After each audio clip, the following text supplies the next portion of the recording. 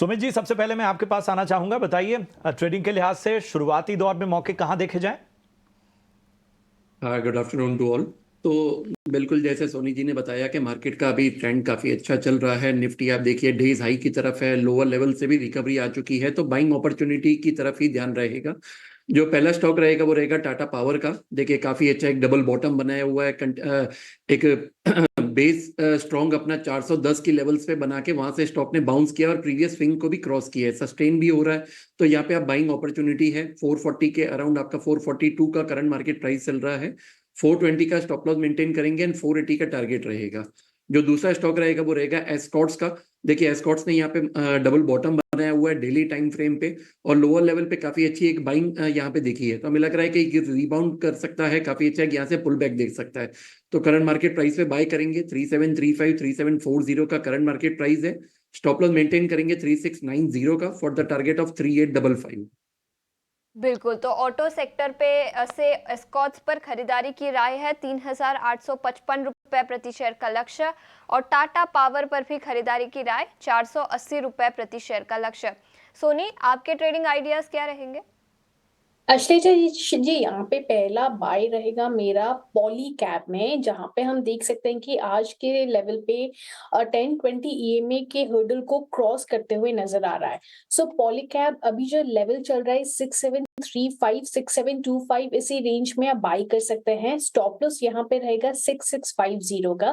पहला लक्ष्य रहेगा 6800, दूसरा लक्ष्य रहेगा 6850। यहाँ पे एक रिवर्सल पैटर्न बनते हुए नजर आ रहा है। जो एक हल्की सी करेक्शन नजर आई थी 3-4 दिन पहले, वहां से 6500 सपोर्ट से काफी स्ट्रांगली एक रिवर्सल नजर आ रहा है, और 1020 ईएमए हर्डल को आज क्रॉस भी कर रहा है। सो यहाँ पे पॉलीकैब में एक अच्छा आउटलुक बन रहा है। 6800 6850 के लेवल्स को एक बार टेस्ट कर सकता है। दूसरा बाय रहेगा यहाँ पे इन्फो एज नौकरी। वहां पे हमको लगता है कि सिमिलर एक अच्छा फॉर्मेशन बना रहा है। इंट्राडे चार्ट्स पे अगर हम देखेंगे तो 20 ईएमए के सपोर्ट के साथ बाउंस किया है, और एक अच्छा लास्ट 3 डेज के हाई को भी क्रॉस किया है। सो नौकरी पे आप कैश के लेवल पे अगर देखेंगे तो 7520 इस रेंज पे आप बाय कर सकते हैं। 7450 यहाँ पे आप स्टॉप लॉस मेंटेन कीजिए, और पहला लक्ष्य यहाँ पे आपका रहेगा 7600। उसके ऊपर सस्टेन करता है तो 7630 के लेवल्स को भी नजर आ सकता है। और यहाँ पे डिस्क्लेमर ऐड करना चाहूंगी कि दोनों ही कॉल्स हमारे आज ऑफिशियल रिकमेंडेशन है। पॉलीकैब में हमने बुल कॉल स्प्रेड के माध्यम से यहाँ पे एक स्ट्रैटेजी बनाया है, अपने जेम क्लाइंट्स के लिए रेकमेंड की है। और नौकरी में हमने 7700 कॉल ऑप्शन के माध्यम से एक बाई कॉल जनरेट किया है। बट आउटलुक और व्यू, स्टॉप लॉस और टारगेट्स ऑलमोस्ट दोनों स्टॉक्स में सेम लेवल्स पे ही बैठ रहे हैं। तो पॉली कैब और नौकरी, इन दोनों ही स्टॉक्स पर खरीदारी की राय। आगे बढ़ते हैं और अगले सेगमेंट आपके पास आना चाहूंगा। ऐसा बाजार बढ़िया लगता है, मतलब ये ऑप्टिमिज्म को दर्शाता है भारतीय बाजारों के, और लगातार एक जो भरोसा खासतौर पे इन लेवल्स को लेकर, अगर निफ्टी में 25,000 के स्तर को देख लें, बैंक निफ्टी में हम देख रहे हैं 51,000 के स्तर को, ये एक कॉन्क्रीट लेवल है जहां को बार बार बाजार ने हिट किया और वहां से पार जाने की कोशिश की है। अब क्या इस ऑप्टिमिज्म के सहारे अब बड़े लक्ष्यों की ओर देखना होगा, या अभी आपको लगता है कि हो सकता है कि बीच बीच में मुनाफा वसूली हावी होती हुई नजर आ सकती है? Good afternoon everyone. देखिए प्रशांत जी, मुझे लगता है यहाँ पे आपने सही कहा है कि थोड़ा थोड़ा सेलिंग प्रेशर, प्रॉफिट बुकिंग नजर आ सकता है। रिकवरी काफी स्ट्रॉन्ग आया है। मुझे लगता है अभी फ्रेश राउंड ऑफ सेलिंग आपको तभी नजर आ सकता है अगर वो 24,800 के स्तर को एक बार ब्रेक करे, तो ही उसके नीचे एक बार सेलिंग प्रेशर दोबारा रिज्यूम हो सकता है। अभी के लिए आज का जो ये शॉर्ट कवरिंग मूव आया है 24,800 के सपोर्ट से लेकर अभी 25,100 के ऊपर क्रॉस करते हुए नजर आ रहा है। यहाँ पे क्लोजिंग वॉच करना काफी इंपॉर्टेंट रहेगा। थोड़ा सा ट्रिकी सिचुएशन है एंटायर निफ्टी को देखते हुए।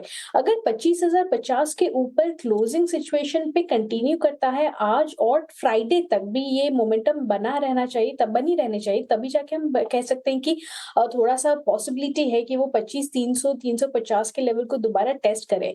निफ्टी में जितना स्ट्रेंथ दिखा रहा है, बैंक निफ्टी में मुझे वहां पे थोड़ा सा रेजिस्टेंस नजर आते हुए दिख रहा है। बैंक निफ्टी हालांकि 50,300 के लेवल से अच्छी रिकवरी दिखाई है, 1000 पॉइंट की रिकवरी, बट बैंक निफ्टी पहले भी 51,600 से लेकर 52,000 के रेंज में काफी बार रेजिस्टेंस फेस किया है, उसको क्रॉस कर नहीं पाया है। सो कहीं ना कहीं बैंक निफ्टी अगर उस स्तर पे दोबारा नजर आता है तो वो सेलिंग प्रेशर रिज्यूम हो सकता है वहां से, उसको क्रॉस करने के बाद ही आपको बैंक निफ्टी में एक फ्रेश ब्रेकआउट दोबारा नजर आ सकता है। बट जब तक वो पॉसिबिलिटी नहीं है तो बैंक निफ्टी वहां से अगर सेलिंग प्रेशर फेस करता है तो वो निफ्टी को भी ड्रैग डाउन कर सकता है। सो दोनों ही इंडिसेस थोड़े से ट्रिकी सिचुएशन में है। यहाँ पे मुझे लगता है बैंक निफ्टी में ज्यादा से ज्यादा और 400-500 पॉइंट की ही एक अपसाइड मूव नजर आ रही है। सो जब तक वो रेजिस्टेंस को दोनों इंडिसेस क्रॉस नहीं करते तब तक बीच बीच में प्रॉफिट बुकिंग कर देना चाहिए, थोड़ा सा कॉशियस रह सकते हैं।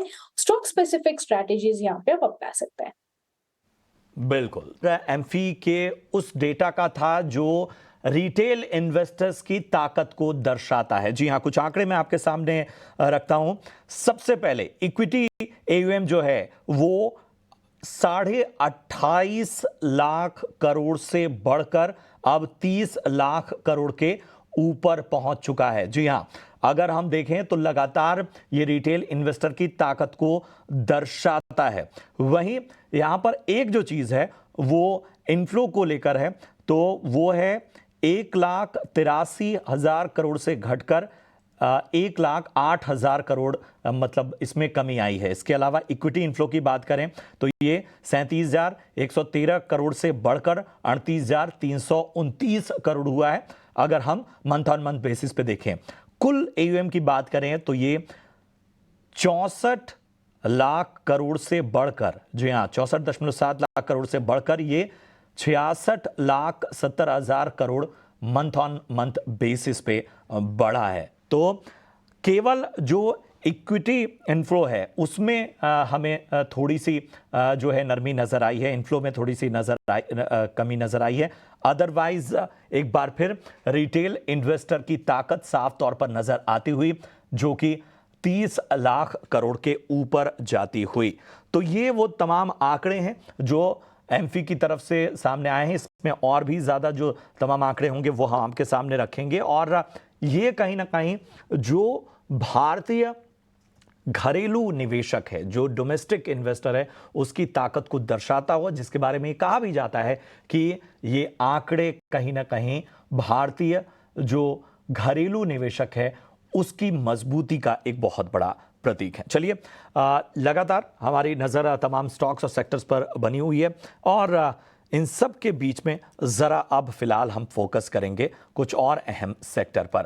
तो इस वक्त अगर हम देखें तो जो फार्मा सेक्टर है वो फोकस में है, और जिस तरह से बायोसिक्योर एक्ट को मंजूरी मिली उसका एक पॉजिटिव इंपैक्ट साफ तौर पर फार्मा काउंटर्स में नजर आता हुआ। सुमित जी, मैं आपके पास आना चाहूंगा। Pharma as a whole sector एक तरह से कह सकते हैं कि जिस वक्त पीएसयूज भी एक करेक्शन में थे, वहां पर भी हमें उनमें बीच बीच में जो रैली नजर आ रही थी, चाहे खबरों के दम पर थी, चाहे सरकार की पॉलिसीज की वजह से, उन पर एक निगाह बनी हुई थी, और आप एक्सपर्ट्स का भी भरोसा फार्मा सेक्टर पर लगातार मजबूत होता हुआ नजर आया। अब आज की जो रैली है इसे किस तरह से प्ले आउट किया जाए? प्रशांत जी, देखिए, अगर ओवरऑल इंडेक्स की बात करें तो इंडेक्स जो है अपना पिछला रेजिस्टेंस क्रॉस करने की तैयारी है। पिछली बार भी हाई लगा था 3 सेशंस पहले 23,400 के करीबन, आज अभी 23,300 पे है। लेकिन ओवरऑल जो सेटअप है वो अभी भी पॉजिटिव है, तो बने रहने की सलाह रहेगी। एक फ्रेश फॉलोअप के साथ ही मैं स्टॉक का डिस्कस करना चाहूंगा। कल के क्लोजिंग सेशन में हमने डिस्कस किया था एलेम्बिक फार्मा का 1180 के करीबन बाय दिया था, और टारगेट से 1260 के करीबन। आज देखिए स्टॉक्स ने काफी अच्छा परफॉर्म भी किया है, 1240 के करीबन आज का हाई बनाया है। तो अभी भी बने रहने की सलाह रहेगी अगर किसी ने यहाँ पे बाइंग किया है, और हमें लग रहा है कि स्टॉक अभी भी परफॉर्म कर सकता है। तो अगर किसी को फ्रेश एंट्री लेनी है, या फिर किसी ने ऑलरेडी हमारा कल रिकमेंडेशन पे बाई किया हुआ है, तो यहाँ पे 1195 के स्टॉप लॉस के साथ बने रहने की सलाह रहेगी। जो नेक्स्ट टारगेट्स हैं वो करीबन 1295 1295 का टारगेट रहेगा। बिल्कुल।